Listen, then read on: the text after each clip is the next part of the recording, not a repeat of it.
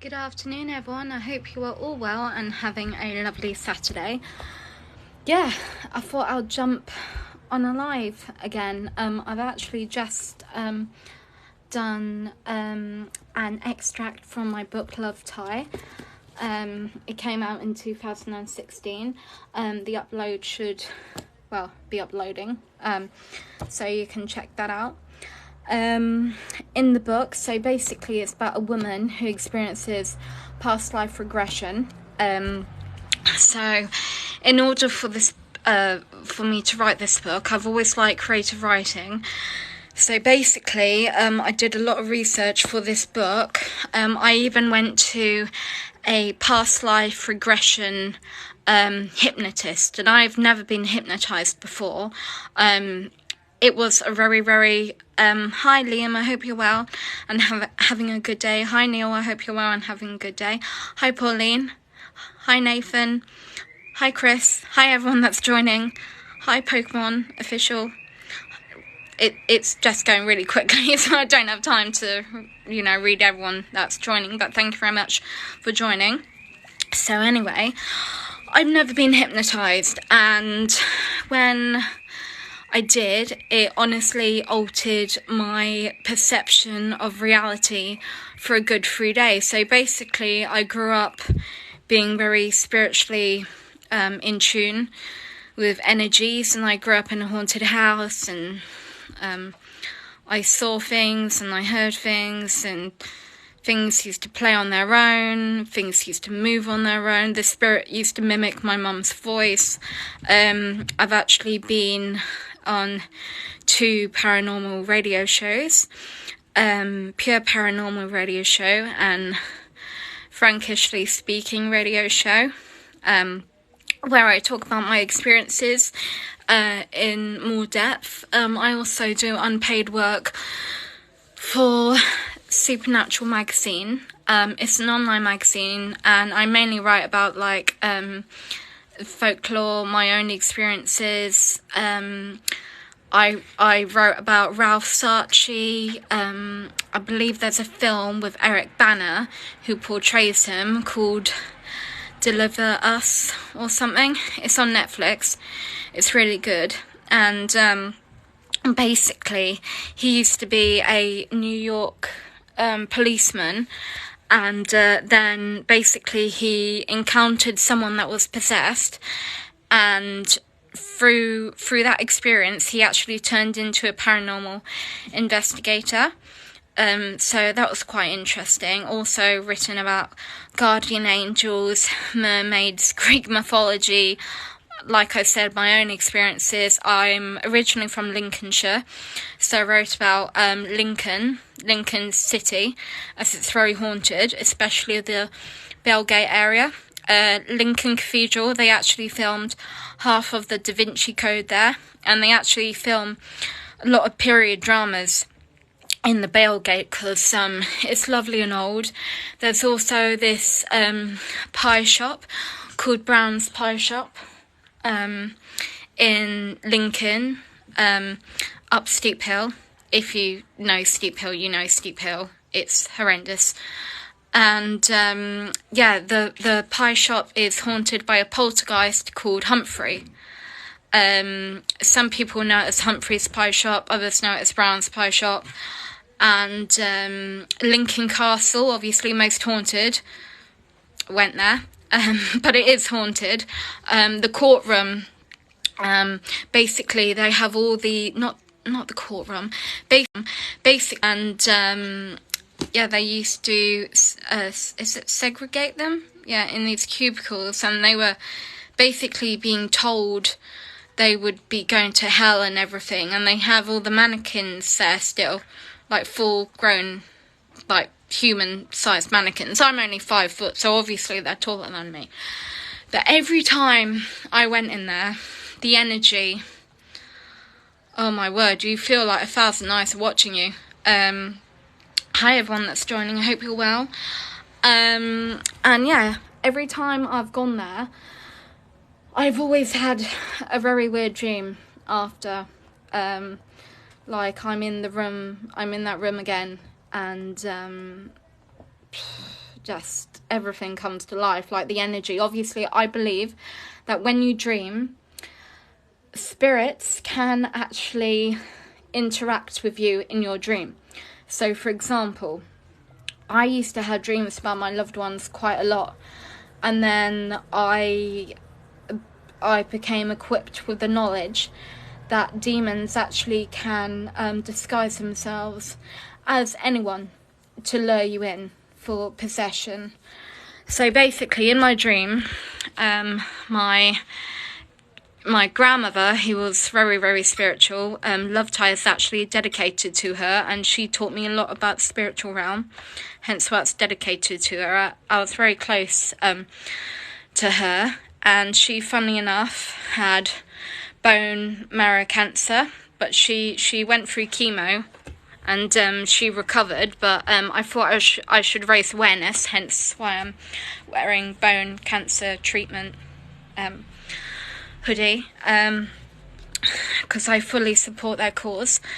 And basically, yes, so I had a dream and she was there, but there was something off about her, and in my opinion, you can spot when an actual spiritual being is visiting you in your dreams, because for one, you talk telepathically to them.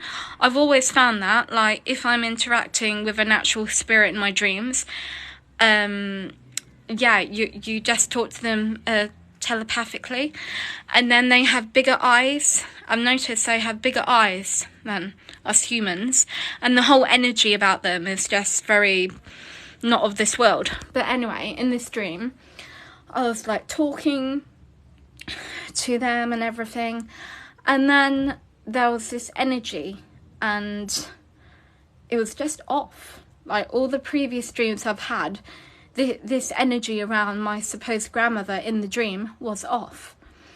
And then I just said telepathically, I was like, in the name of Jesus Christ, who are you? And basically, in my dream, a bit grotesque, they ripped off the face of my relative, revealing their true form. And then the dream ended. And then I do believe I have had actual dreams of loved ones in the past. I'm not saying that every single dream... Hi, Eva, hope you're well. I'm not saying every single dream I've had is a demonic encounter, because basically, for example, when, I don't know if it's the same to you, but when a loved one has just died, there's that energy lingering, isn't there? There's that definite energy when someone dies, first off, for a couple of days, and then it fades. And then every single time a loved one has died, I've dreamt about them. And I know it's them. I definitely know it's them in the dream, because there's this presence of God in the dream. And there's this presence of them, and there's this presence of them being at peace. But then I don't get dreams like that anymore. I get signs, I believe. Robins are a big thing with me. Like, randomly, a robin appears and just stares at me every single day. I have this phase of it just coming to my work in the garden. It knew what window to land on and everything. It just used to stare at me. And that used to happen for weeks. And I believe that was a sign, because after that, I was pregnant at the time this happened, and after that I actually had a stillbirth. So I believe that was a message to reassure me that something big is about to happen, but, you know, your loved ones are with you. And then when my grandmother died, it was October the 3rd, and you don't really see butterflies around in October. It was a pretty cold October, and on the afternoon that she died, I saw this butterfly in the garden randomly, a peacock butterfly. We hadn't even had any butterflies that October. You know, that's not something you would really have in October. Butterflies like warm weather. But no, we saw this butterfly, and it was a peacock butterfly, her favourite. And I'll be interested to know if any of you have had experiences like this. and we took that as a sign. And also, I've had quite a few of these signs, because when our Labrador died, for example, I just had this feeling. I was away from home. I just had this feeling, and all day I couldn't shake it off. I was like, I just had a feeling something's going to happen. And then my mum rang me, and she said, Purdy, our Labrador, she's dying. And then she died on the way when I was making my way home. And then our Siamese cat died, obviously not at the same time. But I remember 2 weeks after, I was sitting at the kitchen table at my mum's house, and I was writing on my laptop, and no doubt, like, from the corner of my eye, quite clearly, I saw our Siamese cat, Truffles. She walked just casually. She walked right past me, and I was like, oh, you know, she's going to the Argo. She's sitting in front of the Argo, because that's what she always did. And in that moment, I didn't realise she had died. And then suddenly it just clicked. I was like, Mama, I've just seen Truffles, which was interesting. Another account is when, years ago, one of our dogs died, and I felt a presence in the room. I took a picture on my little 2000 and something phone, and the outline of the dog showed up on the phone. And then I heard barking in the house as well. And yeah, I think those are all the pet ghost stories I have. I think so. I'm trying to remember. I think so. If not, I'll definitely tell you. But that's all I can remember at the moment. It's certainly a very interesting thing, because there's some people that don't believe it, and there are others that do. And I remember my sibling, he didn't really believe, and then he went to this place in Lincolnshire, St John's Asylum, and it was an abandoned old building, and I think he went with his mates for a laugh there. And he basically, he told me that he saw this man who was chained up, naked, and he knew it was a ghost, and he just ran straight out of the building and never looked back. And he wasn't really like that, my sibling. And then when things started to move on their own and whatnot in our home in Nottinghamshire, it's quite ironic, really, because when we sold our house, obviously the new owners had no knowledge. Well, they do now, I think. No knowledge of it being haunted. And they had children as well. But in regards to the energy there, I believe the spirit, because we had quite a rough few years as a family. Because basically, my stepdad was an alcoholic. And so throughout the years we saw him, they don't call it the demon drink for nothing, you know. I saw an attachment being formed over the years. In the end, his pupils went black, and I seriously believe that addiction can open up doorways. You allow spirits to plague your mind. You allow the darkness in. And if you're not careful, it can destroy you, which unfortunately it did for him. And yeah, so I believe the ghost in my old house was feeding off that fear, that energy. And that tells me straight away, as I got older, I realised that told me straight away that this isn't a spirit that I've, you know, which I thought was, oh, poor spirit, I need to help it, I need to help it move, you know, cross over. But I don't know what's become of the spirit, but I remember on the day we were moving down here, down to Sussex, I went into the dining room and I told Lucy, I called it Lucy, I told Lucy that I was leaving. It might have followed me or something, because other stuff happened when I came down here. But that house was certainly made me question my frame of mind at times, because I was growing up and then I heard all these different ghost stories and everything from my mum, who used to see stuff. My grandmother was very in tune as well. But then as I started to become older, I started like naturally tuning into stuff, and then I was thinking, hang on, am I going mad? Like, no one else can even sense this. And then when I told people, they thought it was no big deal, but then I was like, no, seriously, this is what I'm experiencing. Is this normal? But obviously it's kind of not, because, you know, it's more accepted now, I believe, than it was back then.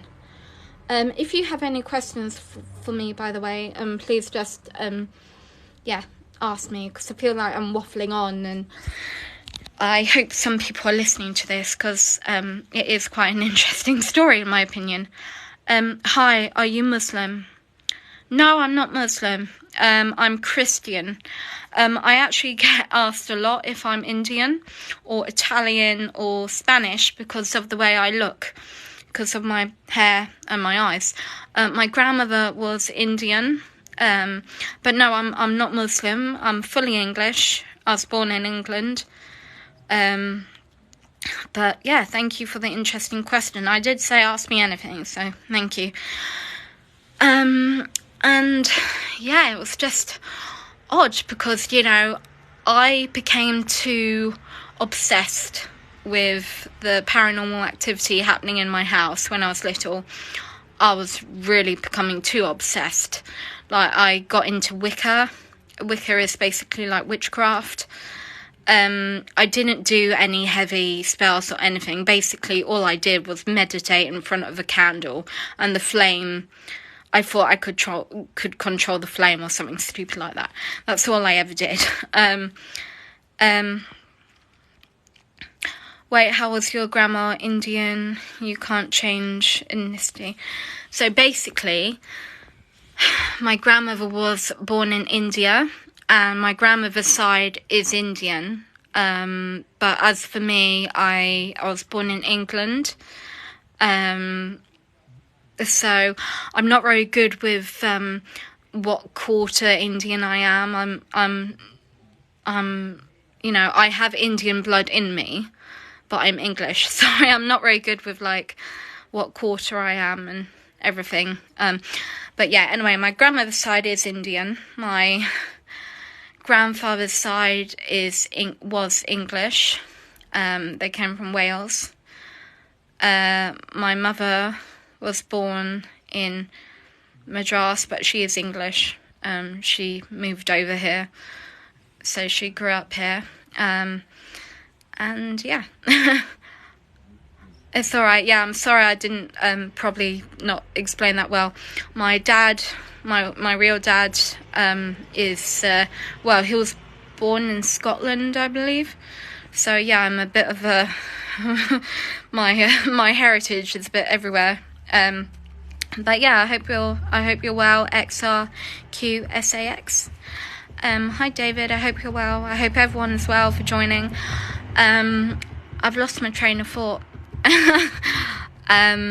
But yeah, no, I've had many experiences really, and I thought I was going mad, but then I realised I was just really sensitive to energy and whatnot, and then I began to go to spiritual churches and whatnot. Beforehand, actually, going back to my school days, I went to school in Lincoln. I was born in Lincolnshire. And then, oh yeah, by the way, some people might wonder why I don't have a northern accent. I used to, but then my mother drilled it out of me. But sometimes it comes back. But I went to school in Lincolnshire, and the school was haunted. And I remember my stepdad, he showed me a film called The Craft. And if girls might know The Craft, it's a girly film. The Craft is about teenage girls who are witches, and basically in the end, I can't remember her name, but I can't remember her name. I was trying to remember, but I can't. But in the end, one of them actually ends up in a mental asylum, because she basically gets so drawn into witchcraft, possessed, everything, it fucks with her mind. She's gone. And yeah, she ends up in an asylum, and I'll never forget, my stepdad is like, this is what will happen to you. He said that jokingly, but you know, that's always stayed with me. I was like, I don't want to be like that. But a couple of years ago, actually, I did chuck away all my spiritual books and everything, because I was confirmed a Christian, and then I started hanging out with people who were Christians when I lived in Horsham in West Sussex. I lived there for about 4 years, met my partner there, and yeah, and deliverance is actually basically, in so many words, an exorcism. And I remember I was like, okay, maybe I do have an attachment. They prayed over me for a good half hour, and I just thought nothing would happen. But actually, when they were saying the Lord's Prayer, it was so weird. Like, I just felt like laughing. I just had this laughter, like, come up, like, from inside of me. And it was scary, because I couldn't control it. And then they said that was a mocking spirit. And then, yeah, and then I got back, and then basically spiritual stuff started happening. And I had a big fallout with someone, and they said that they could see a shadow behind me, and yeah, it's all sorted now though. But yeah, that was quite interesting. Like I said, I was oh, by the way, this is Sunny, my cavapoo. He's happy because my son, my 5-month-old, is staying with my mum-in-law for the night, and he's happy because now he's a prime baby, baby for the night. But yeah, anyway, thank you very much for tuning in. I don't want to waffle on too long, otherwise it might be just a bit boring for people, but thank you very much, and if you've got any questions, just message me, and have a good day.